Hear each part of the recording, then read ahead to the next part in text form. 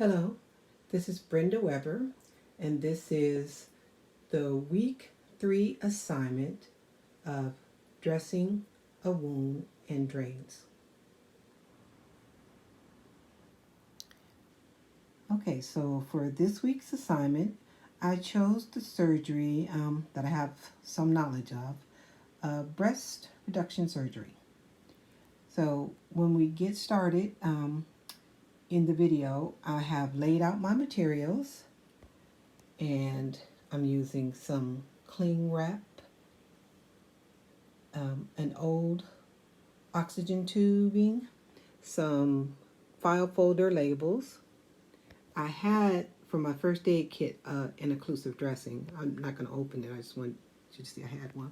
And a bulb nasal syringe that you would use on a baby.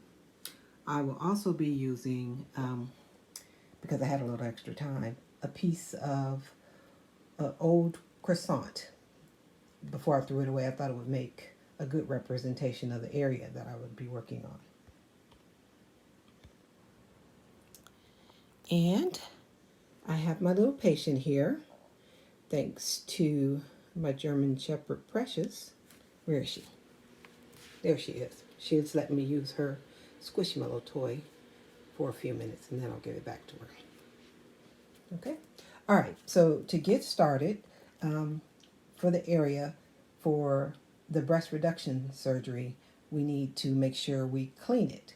And for that, we're going to use a topical anesthetic, a chlorhexidine, instead of iodine, just in case there was an allergy and that this chlorhexidine has been proven to be more effective.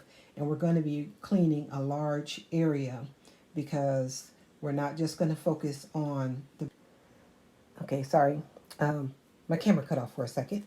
As I was saying, we've cleaned the area, and if the patient was a hairy, a lot of hair on the chest and under the arms, we would go ahead and shave that before they went in to do the procedure. We want to make sure that we get rid of any bacteria or things that could get caught on the hair and maybe fall into the wound and cause an infection. Same reason that we wear hair covers and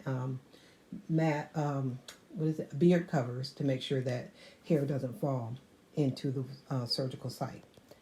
Okay, so we have prepped our skin, and now I want to talk about a couple of the items I'm going to be using. I explained them quickly. This is going to represent my little 4x4. And I already explained what the steri strips are going to be, the file folder labels.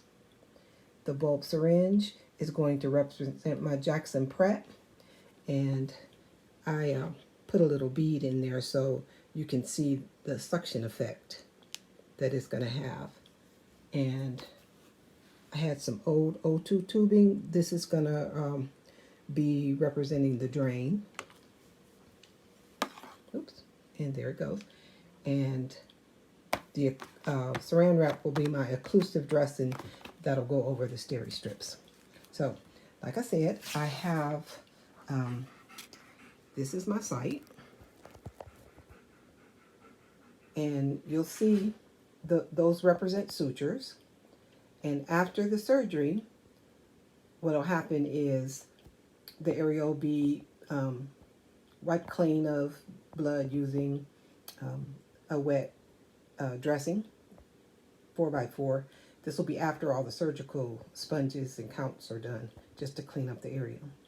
Once that's done, we're going to apply the steri strips. My hands. And the steri strips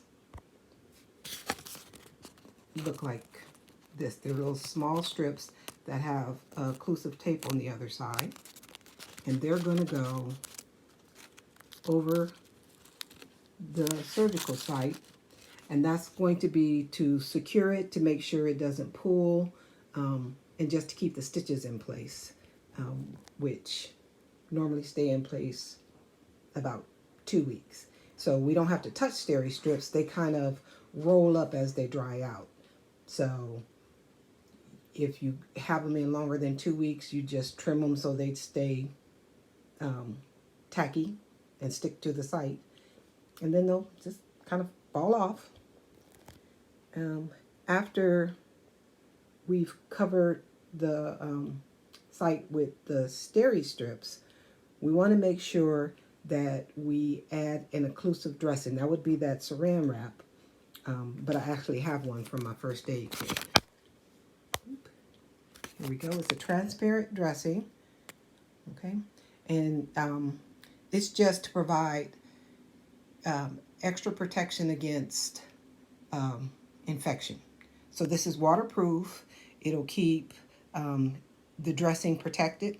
The surgical site protected. So no contaminants will be getting in.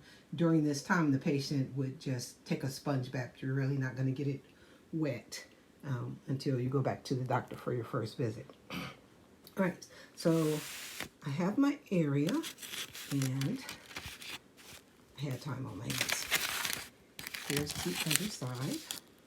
So that's the site, that's the steri strips, and then you can see the occlusive dressing. So this is pretty secured now, and for most people, they would just put on a sports bra. If they were uncomfortable, you could pad it with 4x4 gauze and then put that over the site and under the sports bra or an ACE wrap, whatever is more comfortable for the patient. That's just really for comfort. At the end of the site is where our drain is going to go. So right at the end, where's my finger? Right at the end, you'll see that the dressing is secured by a stitch, so it will go in place. The drain is right at the tip, mine was right up under my armpit, the axilla area. And what happens is this is an active drain, so I put a little yarn in here. So the fluid would run down, so you would clip this. Normally a real Jackson Pratt would have a loop, so you do a safety pin and pin that to the sports bra so it would stay in place and still allow gravity and suction to occur. All right. The bulb on the Jackson Pratt would have lines to measure the fluid, so as you emptied it, you could see how much the drain, and over time the drainage will go from red to something serosanguinous, very light. That's kind of indication, volume and color, that it's time to take that drain out. All right. So on our patient, let's say my little squishmallow patient,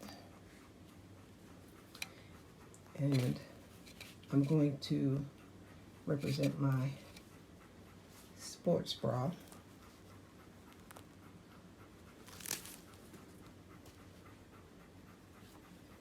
I'm going to add a little cushion at the site where the drain is, just to catch any fluid that might come out and to keep it from creating a little pressure on the wound.